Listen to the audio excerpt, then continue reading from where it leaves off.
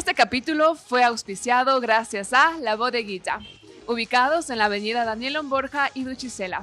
Ven y visítalos. Debe declarar el juez, ¿no? No puedo ir a decir, ¿sabe qué? Yo soy insolvente, ya perdí mis derechos ciudadanos, quiero la renuncia. No, claro. Claro. A ver, todo es bajo el juez. El juez tiene que emitir una sentencia declarándole que ha sido responsable del cometimiento de la infracción en caso de los delitos penales. Y en caso de la insolvencia es lo propio. Okay. Hola, ¿cómo están? Bienvenidos al Derecho al Descubierto. Estamos en un capítulo más junto al doctor Pablo Aquilino Ábalos Reyes, con quien vamos a hablar sobre un tema sumamente importante acerca del derecho administrativo. Adelante, doctor.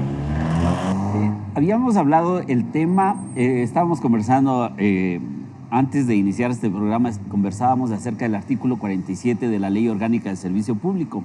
En este artículo podemos encontrar las causales o las circunstancias por las cuales se puede determinar o se cesa las funciones de un servidor o de una servidora pública. Entre ellas tenemos 12 causales que podemos irle desarrollando. Leyendo, adelante. Antes de comenzar este tema, vamos a hablar un poquito acerca de lo que es el Código de Trabajo, en la cual se manejan trabajadores que más usan su cuerpo, se podría decir así, para limpiar, para manejar, choferes, personas de servicio de higiene. Y en cambio viene otro cuerpo que es la LOSEP, la Ley Orgánica de Servidores Públicos, en la cual estos trabajadores son como que un poquito más intelectuales. Creo que es primordial hablar primero sobre un poquito de eso. ¿Cuál es la diferencia del Código de Trabajo y la LOSEP, la cual la vamos a tratar hoy más en este tema de derecho administrativo? Sí, a más del Código del Trabajo y a más de la Ley Orgánica del Servicio Público, también podemos establecer una ley especial que es la Ley de las Empresas Públicas, en donde que también existen regulaciones en cuanto a las relaciones de dependencia, sea con las instituciones públicas o inclusive con las instituciones privadas. También tenemos otra normativa que conlleva algunas circunstancias o algunas figuras jurídicas en el ámbito laboral, como la Ley de Emprendimiento e Innovación. Son normativas jurídicas que podemos encontrar algunos detalles respecto de las relaciones de dependencia. Pero en este caso específico, cuando hablamos de una cesación de un servidor, estamos hablando de aquellas personas que prestan sus servicios en las instituciones del Estado, como los ministerios, como el Consejo Provincial, como los municipios. Todo lo que conlleve servicio público está regido por la Ley Orgánica del Servicio Público y su reglamento. Aquí también ingresan, lo siento, una pregunta, aquí también ingresan las universidades, que obviamente estatales, que paga el gobierno. Sí, ¿también? En las universidades, las escuelas politécnicas, las unidades educativas. Recordemos que las unidades educativas son parte del Ministerio de Educación y consecuentemente son parte de la estructura del Estado. Por lo tanto, esta lo rige. Pero también hay que diferenciar lo que se me manifestó. Diferenciemos lo que es el Código del Trabajo con la Ley Orgánica del Servicio Público. Entonces, si bien es cierto, vamos a poner un ejemplo. En la Escuela Superior Politécnica existen servidores que son aquellas personas que se encuentran trabajando dentro de las oficinas, ¿sí? Pero hay otras personas que realizan otras labores, como el mantenimiento de la institución. Claro, ya, ¿sí? Las personas que los guardias de seguridad. Los guardias, okay. ¿Sí? Entonces, ellos están regidos por el Código del Trabajo, por el tipo de actividad que realizan. Okay, ¿sí? Entonces ahí sí podemos establecer la diferencia. Listo, ya conociendo esta diferencia, que al hablar de esta cesación, no hablamos de la terminación de un contrato que está en un contrato de trabajo, sino ya hablamos esto en el cuerpo de la Ley Orgánica de Servidores Públicos. Entonces, hemos visto oportuno tomar este tema, doctor, por algo que está sucediendo no solo en nuestra ciudad de Riobamba, sino a nivel del país, en donde con el cambio de las autoridades se ha visto que varias personas que trabajan en el sector público han sido despedidas, se podría decir, aunque me estaba explicando otras cámaras que la palabra correcta es la cesación de funciones. Entonces vamos a hablar un poquito de qué es esta cesación, o sea, ¿es un despido en pocas palabras o qué es esta cesación? A ver, el despido es una de las circunstancias en las cuales se cesan las funciones a un servidor público, ¿sí? Porque son 12 circunstancias. Vamos a hablar la primera. La primera es la renuncia voluntaria, pero de manera formal, ¿no? O sea, ¿qué significa una renuncia voluntaria de manera formal? Es el hecho de que mediante un escrito yo le digo al empleador o a la institución que yo doy por terminado mi relación de dependencia con esa institución. De manera formal, entregando el oficio. Sí, ¿Sabe qué? Renuncio. ¿Sabe qué? Yo renuncio.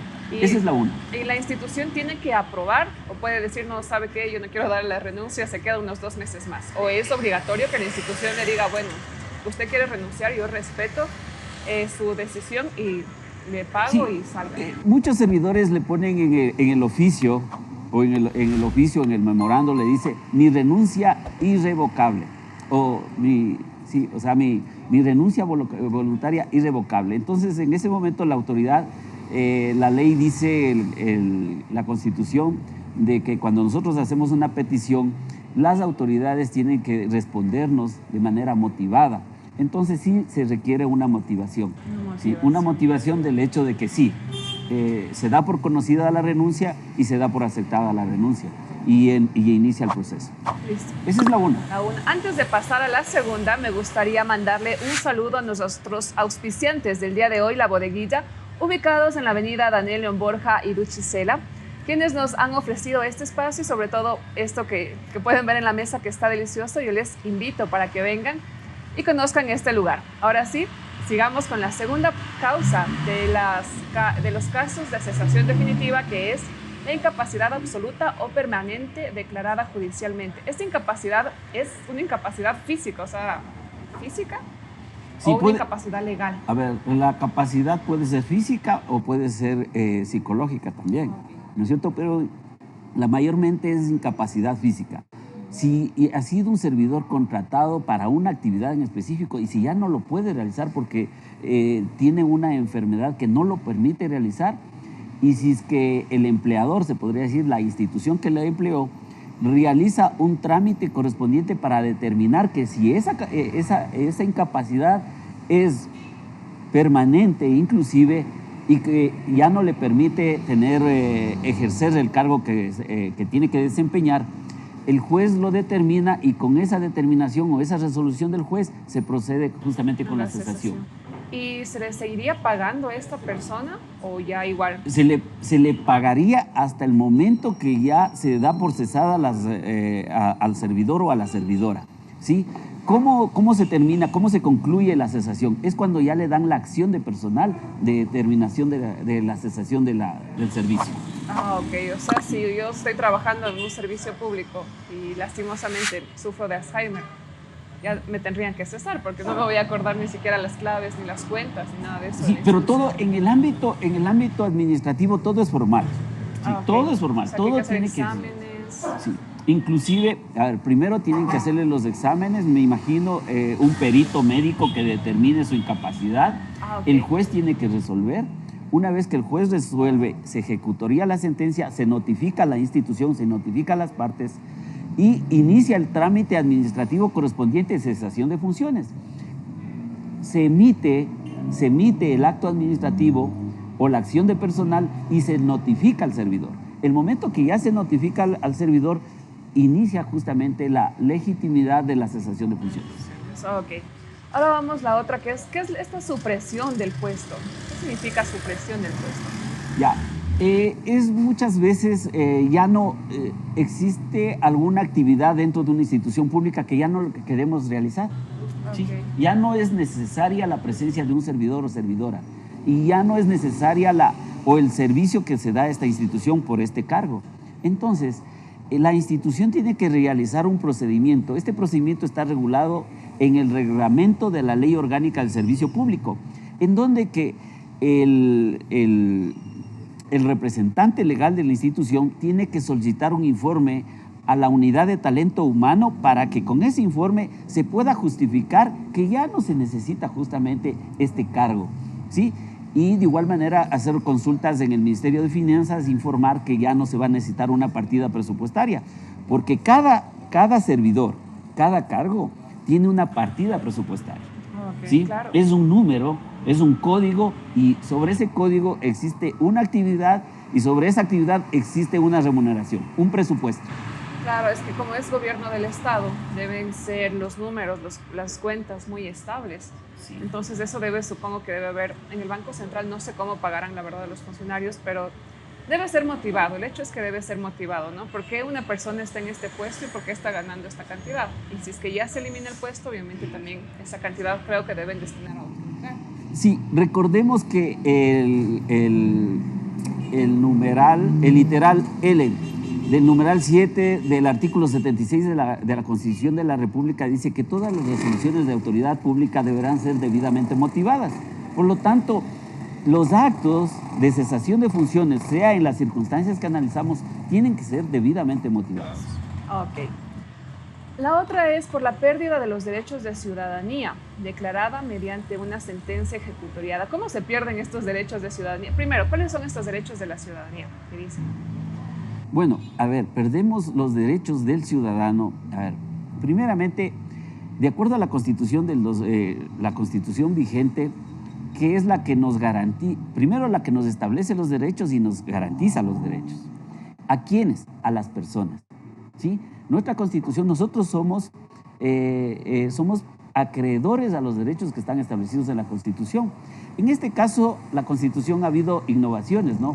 Porque también se ha otorgado derechos a la naturaleza y también se ha otorgado derechos a los animales, ¿sí? Pero en primer término son los derechos de las personas, Okay. ¿sí? Entonces, uno de los, primeramente, las personas que son los acreedores de derecho y los ciudadanos. ¿Quiénes son los ciudadanos? Son los reconocidos dentro del territorio ecuatoriano como tales, como miembros de este territorio. Ok, como ecuatorianos. Como ecuatorianos de esta Okay. nación. Ya, ¿cómo perdemos estos derechos que nos garantiza la Constitución de la República? Cuando la ley manda, prohíbe y permite, ¿no es cierto? Cuando nosotros cometemos actos prohibidos por la ley, ¿sí?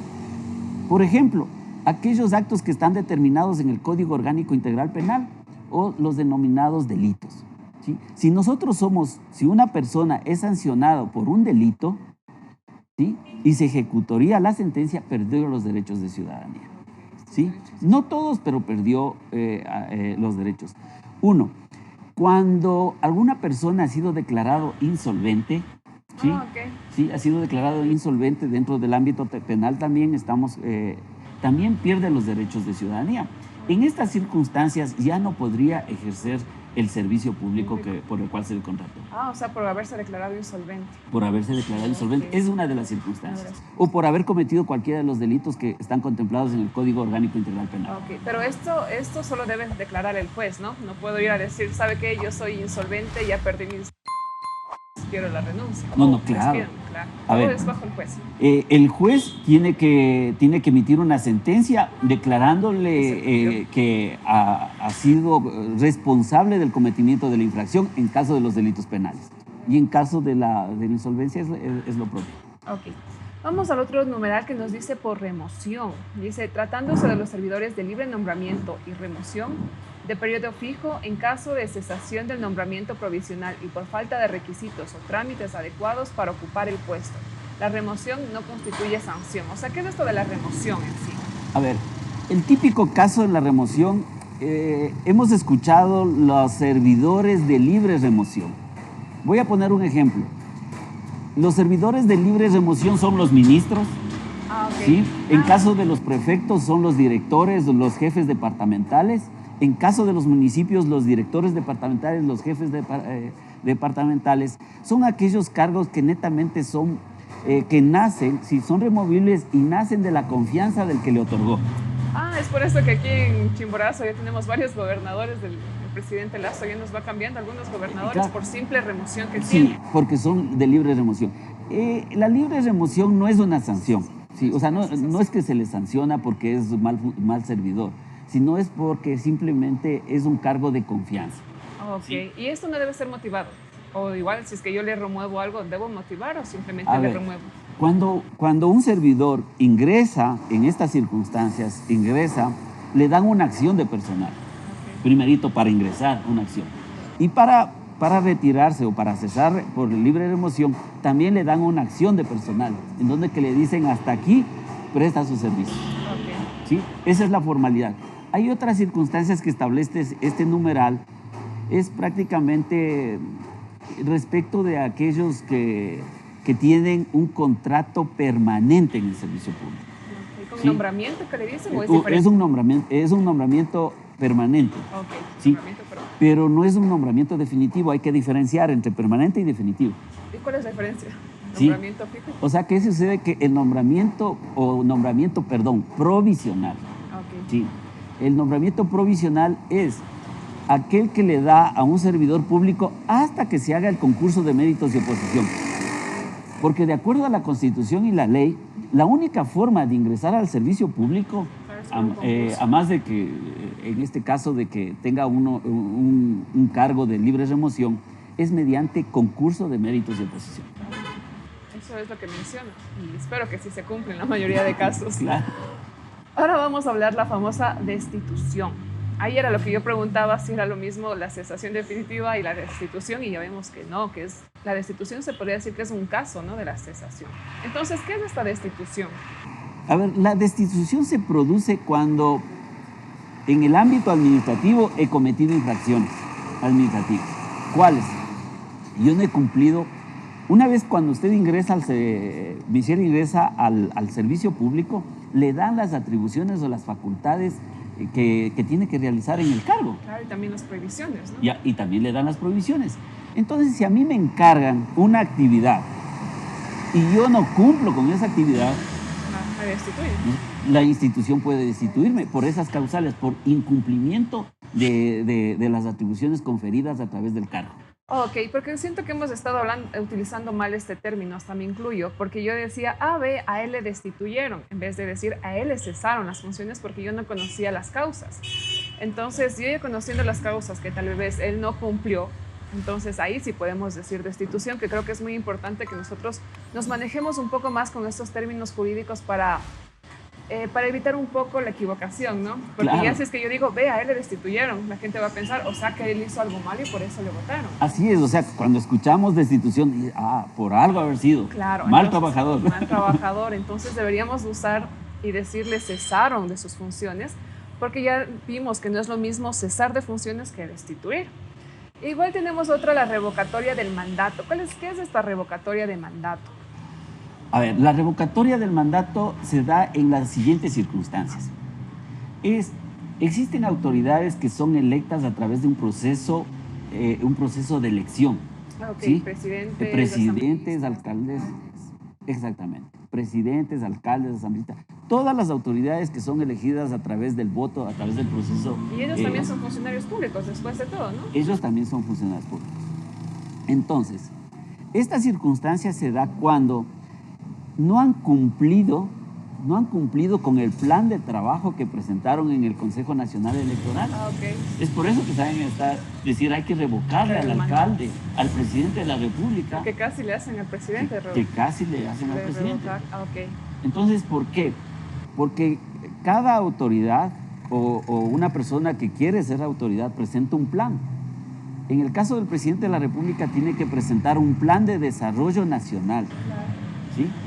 Y asimismo, a nivel de la provincia, a nivel del cantón, presentan un plan. Entonces, la ciudadanía puede, o las autoridades pueden hacer un seguimiento del cumplimiento del plan que se fue ofreciendo, y si no han cumplido, generan un proceso netamente de revocatoria del mandato a través del Consejo Nacional Electoral. ¿Sí? Y en estas circunstancias puede perder el cargo, aún siendo electo en vía electoral. Claro, porque ya no cumplía con las funciones que debía en su plan. También tenemos esta de ingresar al sector público sin ganar en el concurso de méritos y oposición. Yo creo que eso sucede bastante lastimosamente en nuestro país por la corrupción. Pero ¿quién se encarga de vigilar esto? O sea, de decir, ¿saben qué? Ustedes han ingresado sin este concurso y pues se les va a cesar las funciones. ¿La que se podría decir que es la Contraloría, tal vez? Sí.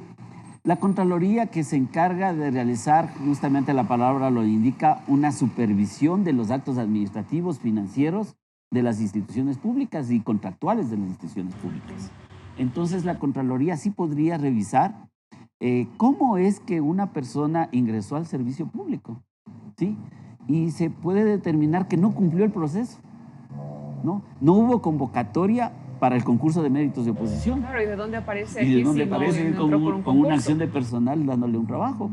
No hubo precisamente la evaluación, ¿sí?, de la persona. Entonces, la Contraloría General del Estado va a observar ese proceso, va a observar, y con esas observaciones seguramente podría hacer recomendaciones, ¿sí?, e inclusive conllevaría la destitución. Sí, de hecho, hablando ya que topamos la Contraloría, me acuerdo que un profesor mío decía que la Contraloría solo puede dar recomendaciones, más no ellos pueden decir, llegar y decir, tenga, está despedido o está cesado de sus funciones. Y me decían que había algunos casos que la Contraloría ponía sanciones, o que decían, ellos venían y decían, ya tiene que despedir a tal, a tal, a tal.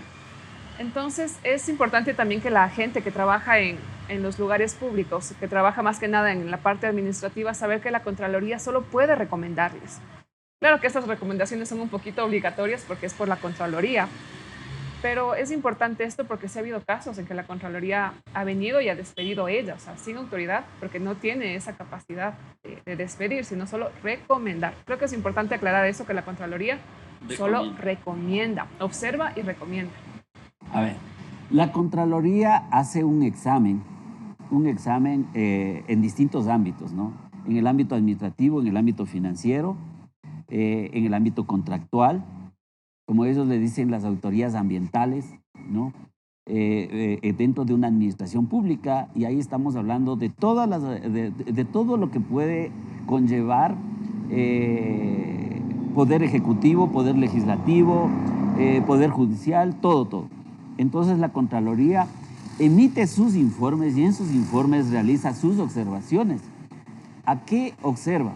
Observa si es que se cumplió la norma legal, ¿se cumplió o no se cumplió? Si es que no se ha cumplido, va a presentar las observaciones y las recomendaciones. Entonces, en las recomendaciones ahí es donde que puede decir, mire, si es que en este caso se le dio una acción de personal ingresándole al servicio público, pero no cumplió el proceso legal que establece la Ley Orgánica del Servicio Público y su reglamento. Por lo tanto, recomiendo, ¿no es cierto?, recomiendo que se aplique lo que dice el artículo 47, el literal L, ¿no es cierto? Entonces, pero la Contraloría no es la que despiden, no es la que cesa en funciones del servidor, sino que le dice a la autoridad de la institución pública, le recomienda, mire, aplique esto. Debería aplicar. Esto está sucediendo en este caso. Y en el caso de no aplicar las recomendaciones de la Contraloría, ¿qué sucede? ¿Le reemplazan a la administración de esa institución? A ver, en caso de que no se haga caso las recomendaciones de la Contraloría. Recordemos de que los servidores públicos, los servidores y las servidoras públicas tienen responsabilidades administrativas, responsabilidades civiles y responsabilidades penales. Claro. ¿Sí? Entonces, se le puede seguir una acción que le genere una sanción, determinando la gravedad del incumplimiento. Ok, listo. Ahora vamos a hablar del siguiente, que es acogerse a los planes de retiro voluntario con indemnización. ¿Qué es este retiro voluntario con indemnización? Ya, ese sí que es el más fácil. Más fácil. Sí. Ya no quiero seguir trabajando en el servicio público. Me cansé. ¿Sí? Y voy y le digo, ¿sabe qué? Yo quiero ingresar a me da la posibilidad, una de las causas, de las circunstancias de que yo me quiera retirar voluntariamente siempre y cuando usted me dé una indemnización. Y me retiro. Okay. Sí. Entonces ahí existe un análisis, ¿no? Un análisis financiero porque a nivel institucional se maneja mediante presupuestos y mediante programación de presupuestos. Claro. Entonces yo no puedo ir y decir, ¿sabe qué? Hoy yo ya quiero voluntariamente retirarme. Claro, porque es un gasto para la institución indemnizar a la persona. Exactamente, es un gasto. Entonces tiene que haber el presupuesto disponible, la disponibilidad del presupuesto para poderme indemnizar, así yo quiera irme voluntariamente. Entonces algunos dicen, yo me voy, pero no tengo la asignación del presupuesto. Claro, y ahí ya es decisión de ellos si se van a... Ya, entonces lo que le va a responder y le va a decir la autoridad de la institución pública, le va a decir, mire, espérese para el siguiente año que nosotros hagamos una planificación presupuestaria y ahí vamos a contar con un rubro que sea para esta circunstancia. Ok, listo. Por acogerse al retiro por jubilación. Creo que ese es también uno de los más fáciles de esos. Claro. A ver, el retiro por jubilación es cuando hemos cumplido con el número de aportaciones que nos exige el Instituto Ecuatoriano de Seguridad Social, una circunstancia, y la segunda circunstancia, la edad. Una vez que ya hemos una vez que hemos cumplido con estos dos presupuestos otorgados por la Ley de Seguro Social, ya se nos ha notificado que ya nos damos por jubilados y ya prácticamente terminamos también nuestra relación. Se cesan las funciones. Cesan las funciones. Dice, esto está interesante, dice, por compra de renuncias con indemnización. ¿Cómo se compra una renuncia? A ver, esto ocurrió en el gobierno del economista Rafael Correa, ¿sí? Aquí se generó la mayor cantidad de compras de renuncias con indemnización. Para eso se emitió un reglamento, se agregó al artículo 108 del reglamento de la Ley Orgánica del Servicio Público, se agregó una circunstancia que era la compra de renuncia obligatoria. Sí, con indemnización. Sí. Esta compra de renuncia obligatoria con indemnización fue observada por la Corte Constitucional, que le declaró inconstitucional justamente la palabrita obligatorio. Claro, porque sí. Estarían limitando el trabajo, el derecho al trabajo, si sería obligatorio. Primero porque sí, efectivamente se estaba violentando el derecho al trabajo y también se estaba violentando el derecho a la seguridad jurídica, claro, ya que con un reglamento no podemos reformar una ley o crear otras circunstancias que las que están establecidas en la ley, ¿sí? Claro. Pero para esta causal de cesación de un servidor o servidora, tiene que existir varias circunstancias legales. Una de ellas es precisamente que existe el presupuesto. Igual el presupuesto, claro. ¿No es cierto? Porque se habla de indemnización y tenemos que tener un presupuesto. Y la segunda, que nos dice el reglamento, este enumerado del artículo 108, nos dice, es de que tiene que existir un plan de reestructuración, de potencialización o de racionalización de los recursos humanos en la institución. O sea, se supone que esta compra de renuncias con indemnización es como que tratar de ver para mejorar la institución. Sí. Okay. O sea, sería solo con ese fin que podría entrar esta compra de renuncias, con el fin de mejorar o potencializar las actividades que ofrece la institución. Sí. ¿Qué significa una reestructuración? Sí. A ver, nosotros estamos estructurados, voy a poner un ejemplo en la alcaldía, ¿no? A través de direcciones. Y tenemos un número determinado de direcciones. Y cada dirección tiene un número determinado de servidores. Sí, vamos a cambiar. No me significa eficiente esta estructura para brindar el servicio que tiene que dar el municipio cualquiera. Entonces planteo otra estructura. ¿Sí? Ya no voy a hacer por directores, ahora vamos a hacer por jefaturas. Y ya cada jefatura ya no va a tener 50 trabajadores, solo va a tener 20. Solo lo que necesitamos. ¿Sí? En esas circunstancias, la autoridad puede dar por cesado las funciones del servidor o servidora porque prácticamente ya la reestructuración lo exige. Pero para eso es necesario que el Ministerio de Relaciones Laborales presente apruebe, ¿sí? Que dé un visto bueno por lo menos, ¿no? Pero antes de eso, que la institución cuente con un proyecto de la institución que quiere tener. No solo va a votar hacia ciegas. Claro, no. O sea, tiene que contar con un proyecto que justifique lo que va a hacer. ¿Sí? Y supongamos que aquí en el caso de nuestra ciudad, del alcalde, si es que estuviera manejándose bajo esto, de esta nueva reestructuración del gobierno, porque obviamente cada gobierno, cada autoridad viene con sus nuevas ideas, con sus nuevos planes. Entonces, bajo este concepto, se podría decir que el alcalde sí tiene la facultad de cesar funciones a servidores públicos para el bien de la institución, que en este caso sería la municipalidad. Claro. A ver, pero hay que diferenciar dos cosas. Una es la reestructuración y otra cosa es prácticamente dar por terminados los contratos o las relaciones que se tienen con los servidores y luego poner otros servidores. Ah, en el mismo puesto. En el mismo puesto. Lo único que estamos haciendo es cambiando de servidor, pero reestructurar es cambiar la estructura de la institución. eso ¿sí? es muy importante, entonces, saber. Sí. Recordemos que la Constitución y la ley nos dice que el servicio público tiene que ser sustentable, eficiente, ¿sí? Eficaz. Entonces, por eso se llama racionalización y potencialización. Ah, O sea, claro. es para generar mayor eficacia en el servicio de la institución. Si es que existen estos presupuestos, y claro que dentro de ellos también conlleva la evaluación, ¿sí? ¿Sí? La evaluación de todos los servidores, Ah, ok. ¿sí? Para poder establecer sus potencialidades del servidor, ¿no? Aquí tenemos 10 servidores, ¿sí?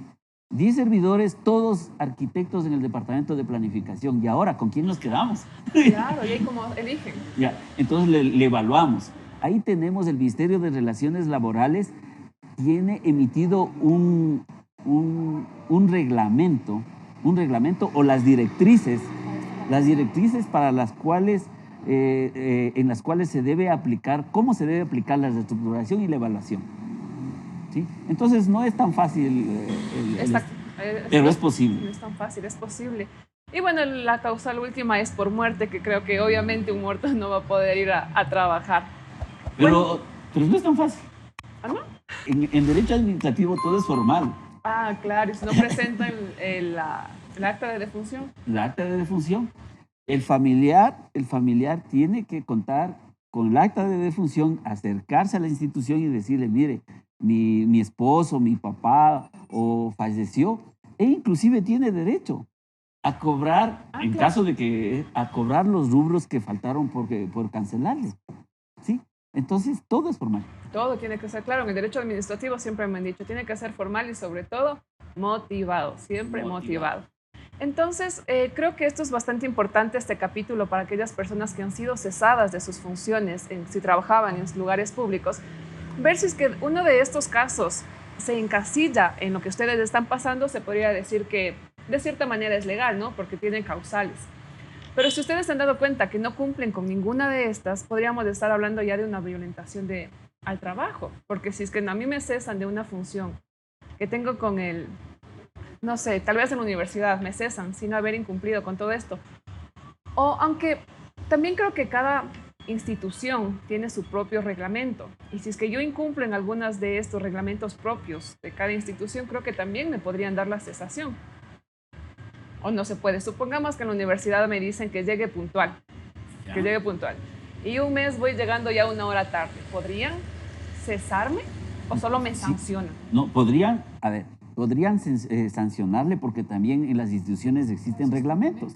Y el Código Orgánico Administrativo y la Ley Orgánica Administrativa tiene un régimen sancionador, ¿sí? Entonces, por eso hablamos de amonestación verbal, la primera amonestación escrita, y así lo van sancionando, ¿no? Las amonestaciones son sanciones.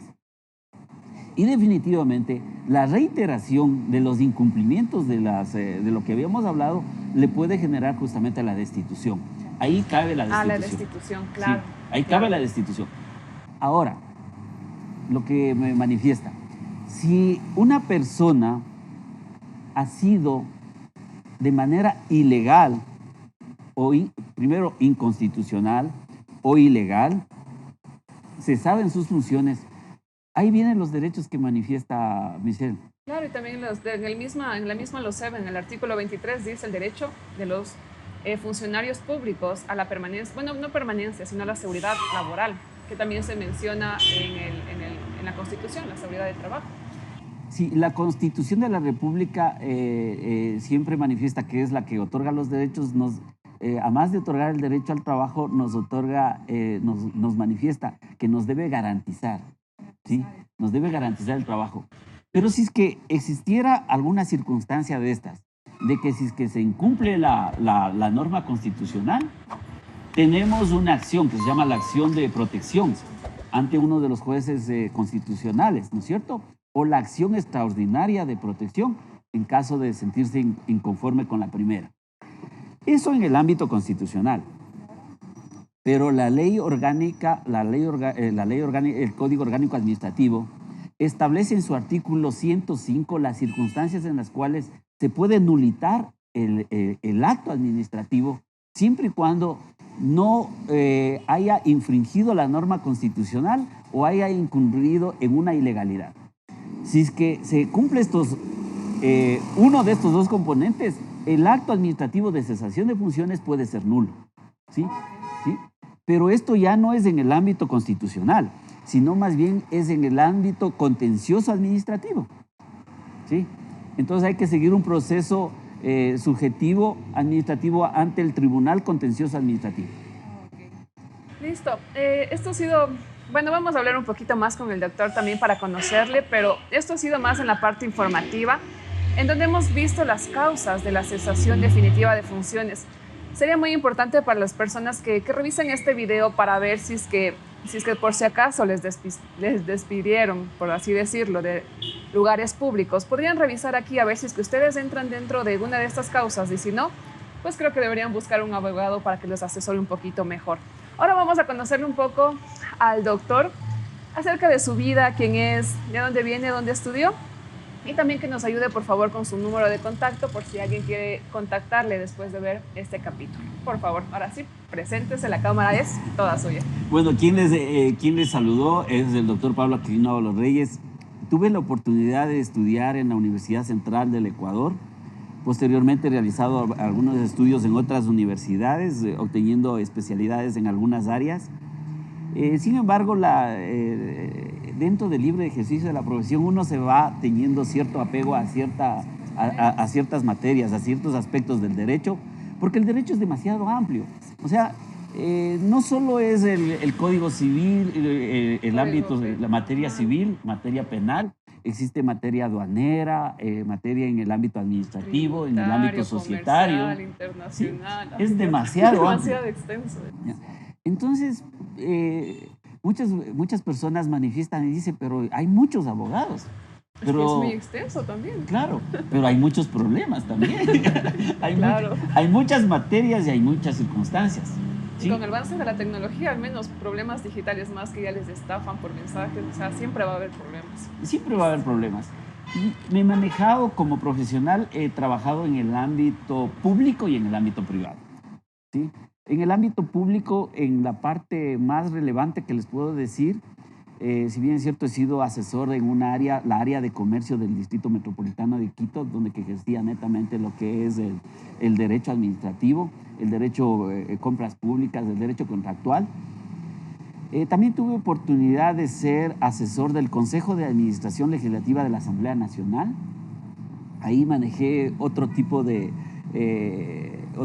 experticia, se podría decir. No netamente... Dicen, no, él ha sido asesor, ¿qué asesoraría? No. Había varios asesores, yo tenía una especialidad de asesoría. ¿Sí? Había unos que se especializaban en la asesoría en derecho constitucional, otros en derecho parlamentario, sin número de asesores. Porque el derecho es tan extenso, ¿no? Sí. Entonces tuve esa oportunidad de trabajar como asesor en la Comisión de Derechos Colectivos, que es una institución, que es una comisión de la Asamblea Nacional, que es... en donde que se ventilaban los derechos de las comunas, pueblos, nacionalidades. Y tuve la oportunidad de ser consultor, que justamente yo dirijo la consultora jurídica empresarial Ábalos, que se dedica a realizar actividades de consultoría. En este ámbito hemos trabajado en la Conferencia de Soberanía Alimentaria, que es una institución pequeña, es un parlamento pequeño, una asamblea pequeña que se dedica simplemente a generar política pública a través de propuestas de ley solo encaminadas a la alimentación. Entonces ahí tenemos la ley de tierras, la ley de comunas, la ley de alimentos, todo lo que se lleva. Es muy extenso. Es extenso. Entonces ahí tuve oportunidad de trabajar justamente en la institucionalización de esta institución. O sea que sabe bastante de derecho administrativo y hemos cogido un buen amaestrante para el día de hoy, que nos enseñó sobre la cesación definitiva. Ahora sí, podría decirles su número, sus contactos. Bueno. Antes de terminar ya ese capítulo que ha estado bastante interesante, que el tiempo se nos ha volado. Gracias, Michelle, por darme esa oportunidad. Sí, de todas maneras, en cualquier circunstancia que quisieran consultarle, lo pueden hacer al 0960-868-460. O yo tengo mi consultorio, tengo en la calle Larrea 2127 y 10 de agosto en el edificio Tapia Ortiz. Listo, muchísimas gracias, doctor. Para nosotros ha sido un gusto tenerle aquí en Derecho al Descubierto. Espero que no sea la última vez. Le quedamos totalmente agradecida.